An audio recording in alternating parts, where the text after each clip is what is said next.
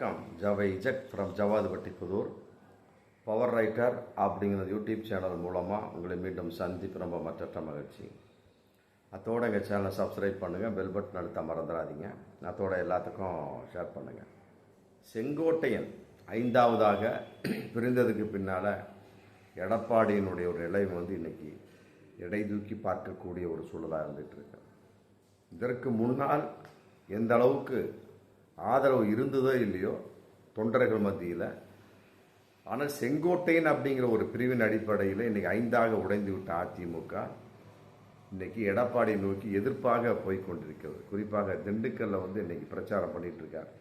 2 நாளைக்கு முன்னாடி பண்ண வகையில் எடப்பாடிக்கு தோமையார்புரம் அப்படிங்கிற ரேஞ்சுக்கு வரக்கூடிய சமயத்தில் அங்கே அதிமுக உண்மை தொண்டர்கள் அப்படிங்கிற பேனர் போட்டு எடப்பாடியினுடைய வண்டியவே தடுத்துருக்கிறாங்க.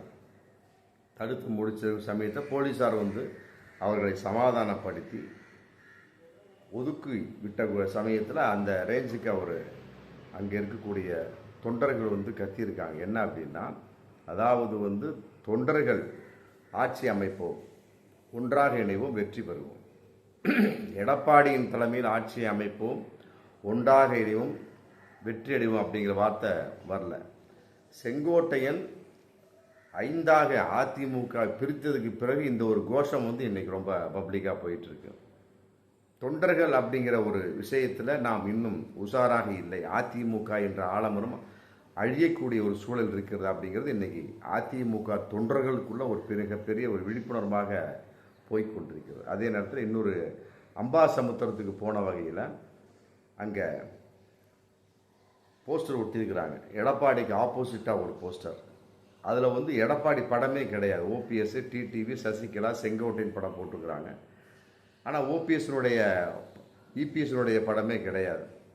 அங்கேயும் அதே மாதிரி தான், தொண்டர்கள் ஆட்சி அமைப்போம், மற்றபடி ஒன்றிணைவோம் அப்படிங்கிற ரேஞ்சுக்கு தான் அந்த போஸ்டர் போட்டுக்கிறாங்க.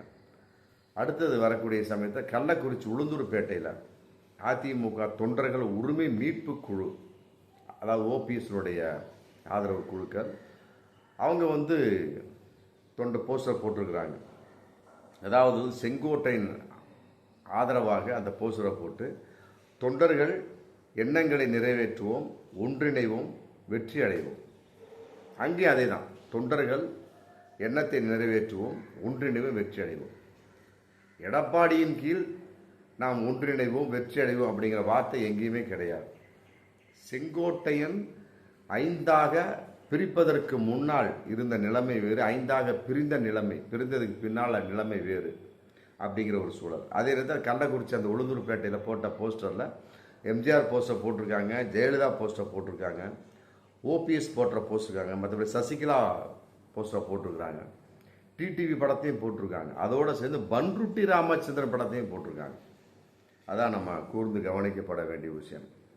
அவர் பழைய முன்னாள் நிர்வாகி, முன்னாள் அதிமுக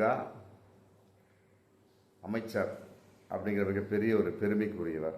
அதற்கு இடையில தேமுதிக மற்ற சோன்சோ இன்னைக்கு ஓபிஎஸோட நிலைமையில் இருக்கிறார்.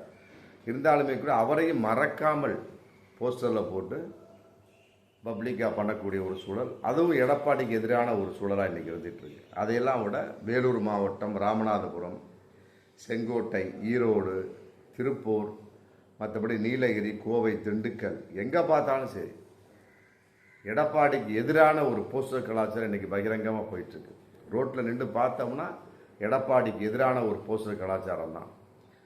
அதையெல்லாம் விட இன்னொரு கூர்ந்து கவனிக்கப்பட வேண்டிய விஷயம் ஓபிஎஸ் அணியை சேர்ந்தவங்க செங்கோட்டையனை நோக்கி தனியாக பிரிந்து 10 நாள் கெடு கொடுத்த பிறகு எடப்பாடிக்கு 87 வாகனத்தில் செங்கோட்டை நோக்கி வந்திருக்கிறாங்க. அவர் சொந்த ஊருக்கு, சொந்த அலுவலகத்துக்கு பரிவட்டமெல்லாம் கட்டி பூரண கும்பாபிஷேகம் நடத்தி அவருக்கு மரியாதை கொடுத்து அந்த கும்பலில் நிறைய பேர் அழுதும் இருக்கிறாங்க. அந்த மாதிரி ஒரு ஆதரவான ஒரு வெளிப்பாடுக்கு இன்னைக்கு செங்கோட்டையன் கொண்டிருக்கிறார்.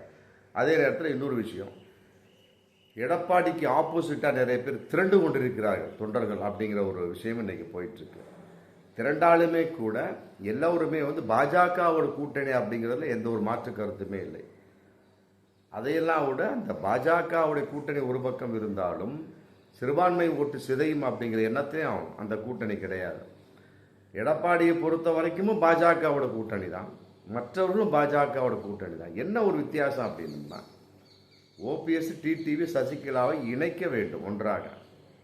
நீ என்னதான் பாஜகவோட கூட்டணி சேர்ந்தாலுமே சரி ஜெயிக்க முடியாது அப்படிங்கிறது ஓபிஎஸ்னுடைய டிடிவினுடைய சசிகலாவினுடைய, மற்றபடி செங்கோட்டையனுடைய வெளிப்பாடு. எடப்பாடி அப்படி கிடையாது, ஜெயிக்கிறோமோ ஜெயிக்கல நான் தான் தலைமை அப்படிங்கிற விஷயத்தில் நீங்கள் போயிட்டு அதன் அடிப்படையில் ஜெயிக்க முடியாது அப்படிங்கிற விஷயம். இதையெல்லாம் விட இதை வெளிப்பாட்டை பாஜகவை மறைமுகமாக செய்து கொண்டிருக்கிறது. அதிமுகவை 5ஆக உடைத்த பெருமை பாஜகவுக்கு சேரும். குறிப்பாக செங்கோட்டையனை வைத்து இன்றும் விஷயம் ஒன்று போயிட்டு இருக்கு. அதாவது 3 அதிமுக முன்னாள் அமைச்சர்கள் தங்கமணி, வேலுமணி, சி.வி. சண்முகம் எல்லாரும் போர்க்குடி தூக்குவதற்கு தயாராக இருந்து கொண்டிருக்கிறார்கள் அப்படிங்கிற தகவல் இன்னைக்கு போயிட்டு இருக்கு. அதன் அடிப்படையில் பார்க்கின்ற பொழுது வருங்காலங்கள் அதிமுக 5ஆக உடைந்த அதிமுக 6, 7, 8ஆகவும் உடையலாம் அப்படிங்கிற ஒரு எதிர்பார்ப்பின் நிலைப்பாடாக இருந்துட்டு இருக்கு. அதன் அடிப்படையில் எடப்பாடிக்கு உண்டான அந்த தனிப்பட்ட ஒரு விஷயம், அந்த ஆதரவு, தனிப்பட்ட ஒரு தொண்டர் அப்படிங்கிற எண்ணிக்கை குறைந்து கொண்டே வருகிறது. என்றாலுமே கூட இருவருமே பாஜகவை நோக்கி தான் இருக்கிறாங்க.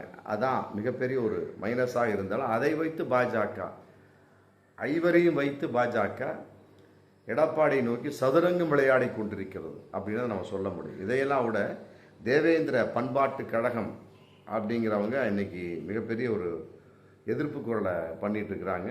கலெக்டர்கிட்ட மனுவும் கொடுத்துருக்குறாங்க. அதாவது இம்மானுவேல் சேகர் நினைவு நாள் 68வது நினைவு நாள் 11/9 வரப்போகுது. இவர் என்ன பண்ணியிருக்கார், மதுரைக்கு போன வகையில் மதுரை விமான நிலையத்துக்கு குறிப்பிட்ட ஒரு பெயரை சொல்லி அவர் பெயரை வைக்க வேணும்னு சொல்லி கூட வச்சுட்டார். இப்போ அது இந்த விஷயம் இன்னைக்கு பற்றி எரிஞ்சிட்டு இருக்கு மதுரையில். நீ எப்படி அந்த பேரை வைக்க சொல்லலாம்? தேவேந்திர பண்பாட்டு கழகம் சம்மந்தப்பட்ட தேவேந்திரோட மக்கள் இன்னைக்கு மிகப்பெரிய ஒரு கேள்வியை கேட்டுட்டு இருக்காங்க. இதே மாதிரி தான் விழுப்புரத்தில் வாங்கி வச்சார் எடப்பாடி. 10% நான் ஆட்சிக்கு வந்தால் 10% வன்னியர்களுக்கு கொடுப்பேன், வாங்கி கொடுப்பேன், அது சட்டமாக கொண்டு சொன்னார். இப்போ அந்த வகையில் தேவர்குலம் முக்குளத்தோர் எதிர்ப்பாயிட்டாங்க. இந்த வகையில் தேவேந்திர குல மக்கள் எதிர்ப்பாயிட்டாங்க. இதன் அடிப்படையில் எங்கு போனாலும் எதிர்ப்பு. தேவேந்திர குல மக்கள் அதிகமாக இருக்கக்கூடிய ஏரியா மதுரை, அதில் குறிப்பாக விமான நிலையம் இருக்கக்கூடிய ஏரியா எல்லாமே தேவேந்திர குல மக்கள் இருக்கக்கூடிய மதுரையில். அந்த நேரத்தில் எங்கு எந்த இடத்தில் எவ்வாறு சூழலாக பேச வேண்டும் அப்படிங்கிற விஷயம் தெரியாத ஒரு நபராக எடப்பாடி இருந்து கொண்டிருக்கிறாரா அல்லது வேண்டுமென்றே பேசினாரா அப்படிங்கிற மிகப்பெரிய ஒரு தகவல் இன்னைக்கு போயிட்டு இருக்கு. அதன் அடிப்படையில் அங்கும் எதிர்ப்புகள், ஆக எங்கு பார்த்தாலும் எதிர்ப்புகள். கட்சிக்குள்ளதான் எதிர்ப்புகள் அப்படின்னா அதன் அடிப்படையில் வெளியே தொண்டர்கள் வேற்று மத நண்பர்களும் இன்னைக்கு எதிர்ப்பாக இருந்துட்டு இருக்கார். குறிப்பாக இஸ்லாமியர்களும் கிறிஸ்தவர்களும் இன்று அதிமுக மறந்து கொண்டிருக்கிறார்கள். செங்கோட்டையன் 5ஆக பிரிச்சிருக்கலாம். அந்த வகையிலையும் சிறுபான்மை மக்களுக்கு எதிர்ப்பு தான். டிடிவி, ஓபிஎஸ், சசிகலா, செங்கோட்டையன், எடப்பாடி அத்தனை பேருமே எதிர்ப்பு தான் சிறுபான்மை மக்களுக்கு. ஏன்னா பாஜகவோட கூட்டணி அப்படிங்கிறப்ப இஸ்லாமியர்கள் ஒத்துக்கொள்ள மாட்டார்கள், கிறிஸ்தவர்கள் ஒத்துக்கொள்ள மாட்டார்கள், குறிப்பாக பழங்குடியின மக்கள் ஒத்துக்கொள்ள மாட்டார்கள்.